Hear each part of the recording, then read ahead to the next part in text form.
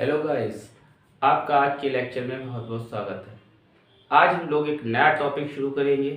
आज का टॉपिक है पैरेलल कॉम्बिनेशन ऑफ रेसिस्टर्स, प्रतिरोधों का समांतर क्रम संयोजन। लास्ट वीडियो में हम लोगों ने प्रतिरोधों का श्रेणी क्रम संयोजन देखा था। आज हम लोग प्रतिरोधों के समांतर क्रम संयोजन के बारे में पढ़ेंगे। तो आज हम लोग ये जानने की कोशिश करेंगे कि आखिर हम प्रतिरोधों को श्रेणी क्रम और समांतर क्रम में जोड़ते क्यों हैं।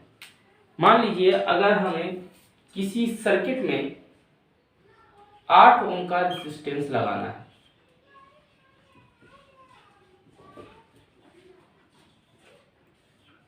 हमें 8 ओम रेजिस्टेंस की ज़रूरत है और हम किसी शॉप पर जाते हैं और शॉप पे जाने के बाद हमने शॉपकीपर से कहा भाई हमें 8 ओम का एक रेजिस्टेंस दे दीजिए, और उस शॉप वाले ने कहा कि भाई मेरे पास 8 ओम का रेजिस्टेंस तो नहीं है, अगर आप चाहें तो 4 ओम के 2 रेजिस्टेंस मुझसे ले सकते हैं। मेरे पास 4 ओम के रेजिस्टेंस उपलब्ध हैं।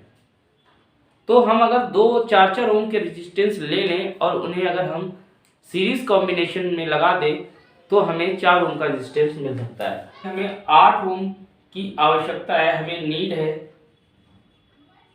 8 ओम रेजिस्टेंस की, लेकिन मार्केट में हमें 4 ओम रेजिस्टेंस ही मिल रहा है। तो हम क्या करेंगे, अगर हम इसमें सीरीज कॉम्बिनेशन लगा देते हैं, देखिए सीरीज कॉम्बिनेशन में हमारा फार्मूला होता है R equal to R1 plus R2। R equal to R1 की वैल्यू भी 4 और R2 की वैल्यू भी 4, 4, 4, 8 हो। तो देखिए हम अगर दो रेजिस्टेंस सीरीज कॉम्बिनेशन में जोड़ देते हैं तो हमारी प्रॉब्लम सॉल्व हो जाती है। सर्किट में हम 8 ओम का रेजिस्टेंस लगा पाएंगे अगर हम उसे कौन से कॉम्बिनेशन में जोड़ दें, सीरीज कॉम्बिनेशन में जोड़ दें। तो इसलिए हमें ज़रूरत पड़ती है कॉम्बिनेशंस की। अब देखिए अगर मार्केट में अवेलेबल है 4 ओम और हमें दोबारा नीड पड़ जाती है 2 ओम के रेजिस्टेंस की और मार्केट में उपलब्ध 8 ओम है, तो देखिए अगर हम इसे पैरेलल कॉम्बिनेशन में ऐड कर दें, पैरेलल कॉम्बिनेशन में अगर इसे लगा देते हैं तो देखिए कितना मिलता है। अब पैरेलल कॉम्बिनेशन का फार्मूला होता है R equal to R1 R2 upon R1 plus R2। तो देखिए R1 हमारा कितना है 4, R2 कितना है 4 और 4 प्लस 4, 4 4 सा 16 अपान 4 4 8 8 2 सा 16। ये देखिए 2 ओम का रेजिस्टेंस हमारे पास आ गया है। तो देखिए हमें अपनी नीड के मुताबिक, अपनी ज़रूरत के मुताबिक जितने ओम का रेजिस्टेंस चाहिए, अगर मार्केट में या हमारे पास उतना उपलब्ध नहीं है तो हम कॉम्बिनेशन करके उतना ओम का रेजिस्टेंस बना सकते हैं। इसलिए हमें प्रतिरोधों के जोड़ने की आवश्यकता पड़ती है और प्रतिरोधों को हम 3 तरीके से जोड़ सकते हैं: श्रेणी क्रम, समांतर क्रम, मिश्रित क्रम, series combination, parallel combination and mixed combination. तो पहला कॉम्बिनेशन हम पढ़ चुके हैं, हम लोग सीरीज कॉम्बिनेशन लास्ट वीडियो में पढ़ चुके हैं और आज के वीडियो में हम लोग पढ़ेंगे पैरेलल कॉम्बिनेशन यानी कि समांतर क्रम संयोजन। तो आइए देखते हैं समांतर क्रम संयोजन आज पढ़ने जा रहे हैं हम लोग। समांतर क्रम संयोजन पढ़ने के लिए हमने सबसे पहले 3 प्रतिरोध ले लिए। देखिए ये पहला प्रतिरोध R1 है, ये दूसरा प्रतिरोध ये R2 ले लिया, ये तीसरा प्रतिरोध ये R3 ले लिया। अब देखिए हमें तीनों को समांतर क्रम में जोड़ना है और समांतर क्रम में जोड़ने के लिए सभी प्रतिरोधों के जो सिरे हैं, पहले सिरे हैं वो एक बिंदु से जुड़े हों और दूसरे सिरे सभी दूसरे बिंदु से जुड़े हों, तो ऐसे संयोजन को हम लोग समांतर क्रम संयोजन कहते हैं। तो देखिए यहाँ पे 3 प्रतिरोध है R1 R2 R3, इनको एक पॉइंट से जोड़ेंगे। देखिए तीनों का जो संबंध है एक बिंदु से एक पॉइंट से कर दिया। इसी तरीके से यहां पर करेंगे। ये देखिए एक, ये पहला प्रतिरोध था, इसका पहला सिरा पॉइंट ए से, दूसरे वाले प्रतिरोध का भी पहला सिरा पॉइंट ए से, तीसरे वाले प्रतिरोध का भी पहला सिरा पॉइंट ए से बिंदु ए से कर दिया और तीनों के दूसरे सिरे बिंदु बी से कर दिए। तो ऐसे कॉम्बिनेशन को हम लोग पैरेलल कॉम्बिनेशन या समांतर क्रम संयोजन कहते हैं। अब देखिए इन तीनों प्रतिरोधों के सिरों पर बैटरी लगा देंगे, यानी कि विभवांतर लगा देंगे, और हमने यहाँ पर एक V वोल्ट की यहाँ पर बैटरी लगा दी। अब देखिए इस बैटरी से I धारा प्रवाहित होगी, यहाँ से I करंट का फ्लो होगा, I करंट यहाँ से निकलेगी, और जैसे ही करंट आएगी पॉइंट A पर, तो देखिए करंट को जाने के लिए 3 रास्ते मिल गए। जिस तरीके से पानी का फ्लो होता है, अगर पानी एक मेन सप्लाई आती है और घर में हम लोग तमाम लाइनें जोड़ देते हैं, किचन में अलग, बाथरूम में अलग, टॉयलेट में अलग, और पानी सभी जगह जाता है, सब जगह डिवाइड हो जाता है, ठीक उसी तरीके से हमारे वायर में जो करंट आती है, जो धारा आती है, उससे जाने के लिए एक से ज्यादा रास्ते मिलेंगे तो धारा सभी जगह जाएगी।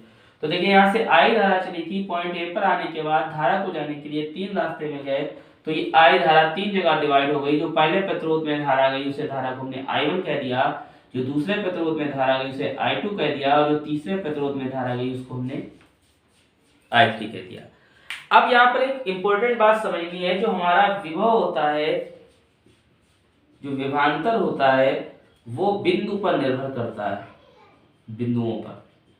अब देखिए यहाँ पर तीनों प्रतिरोधों के, पहला प्रतिरोध, दूसरा प्रतिरोध, तीसरा प्रतिरोध, तीनों प्रतिरोधों के जो हमारे बिंदु हैं वो एक ही है, तो यहाँ पर हमारा विभव का मान समान रहेगा, यानी कि तीनों प्रतिरोधों पर जो हमारा विभव है, यानी कि दो बिंदुओं के बीच जो विभवांतर है वो हमारा समान रहेगा।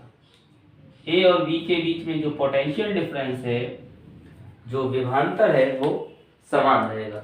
और आपने देखा था श्रेणी क्रम में बिंदु ज्यादा हो गए थे तो वहां पर हमारा हर पॉइंट पर विभवांतर अलग अलग था। अब देखिए यहाँ पे हर प्रतिरोध में धारा का मान अलग अलग है। पहले प्रतिरोध में धारा I1 है, दूसरे प्रतिरोध में धारा I2 है, तीसरे प्रतिरोध में धारा I3 है, और देखिए तीनों प्रतिरोधों में विभवांतर भी समान है। तो यहाँ पे इंपॉर्टेंट बात याद रखनी है, प्रतिरोधों के समांतर क्रम संयोजन में, प्रतिरोधों के समांतर क्रम संयोजन में विभवांतर का मान तो समान, लेकिन धारा का मान, करंट का मान अलग अलग होता है। इंपॉर्टेंट बात। और श्रेणी क्रम में क्या था, धारा का मान समान और विभवांतर का मान अलग अलग होता है। तो हम यहाँ पर पढ़ रहे हैं समांतर क्रम, और समांतर क्रम में विभवांतर का मान समान और धारा का मान अलग अलग होता है। तो ये इंपॉर्टेंट पॉइंट आप लोग याद रखेंगे। तो देखते हैं प्रतिरोधों में प्रवाहित धाराएं। तो ये हमारे 3 प्रतिरोध है, R1, R2, R3। तो सबसे पहले लिख लेंगे प्रतिरोधों में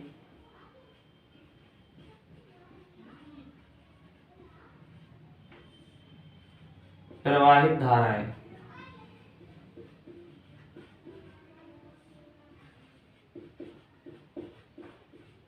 डैश मार देंगे।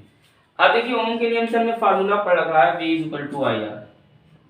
फार्मूला हमारा होता है V = IR। अगर यहां से I = निकालेंगे तो हो जाएगा V/R। अब देखिए पहले प्रतिरोध में जब हम धारा देखेंगे, पहले प्रतिरोध में धारा हमारी I1 है, तो हम लिख सकते हैं I1 = V/R1। देखिए V क्यों लिखा, यहाँ V1 क्यों नहीं लिखा, क्योंकि तीनों पर पोटेंशियल कॉमन है, पोटेंशियल डिफरेंस कॉमन है। पहले में करंट I1 था तो I1 लिखा, पोटेंशियल V है तो V लिखा, और हमारा जो प्रतिरोध है वो R2 लिख दिया, कॉमा।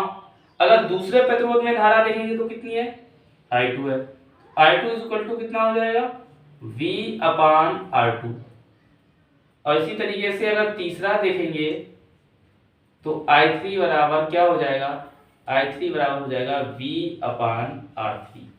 तो पहले प्रतिरोध में हमारी धारा हो गई I1 = V/R1, दूसरे में हो गई I2 = V/R2, तीसरे में हो गई I3 बराबर V/R3।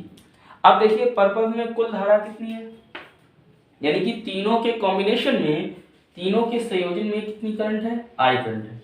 तो लिखेंगे संयोजन में कुल धारा, संयोजन में कुल धारा, और संयोजन में कुल धारा कितनी है, देखिए यहां से I। तो ये I धारा ही कितनी जगह डिवाइड हुई, 3 जगह, तो इसे लिख सकते हैं I1 plus I2 plus I3। अब क्या करेंगे, इस I1 I2 I3 की वैल्यू रख देंगे। तो I1 I2 I3 की वैल्यू रखते हैं तो I इज इक्वल टू, देखिए I1 का मान है V अपान R1 प्लस V अपान R2 प्लस V अपान R3। अब यहाँ से देखेंगे हर जगह से V हमें कॉमन मिल रहा है, यहाँ से यहाँ से यहाँ से, तो V को हम बाहर लिख लेंगे, अंदर ब्रैकेट में हो जाएगा 1 upon R1 plus 1 upon R2 plus 1 upon R3, और इसको हम लोग डाल देंगे इक्वेशन नंबर फर्स्ट। ना नोट करिए जल्दी से। अब देखते हैं आगे।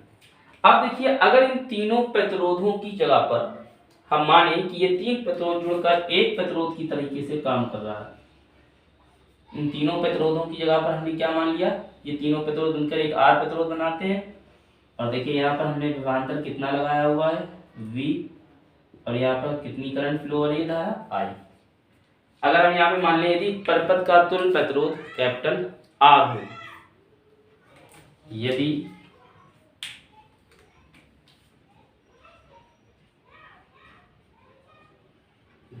संयोजन का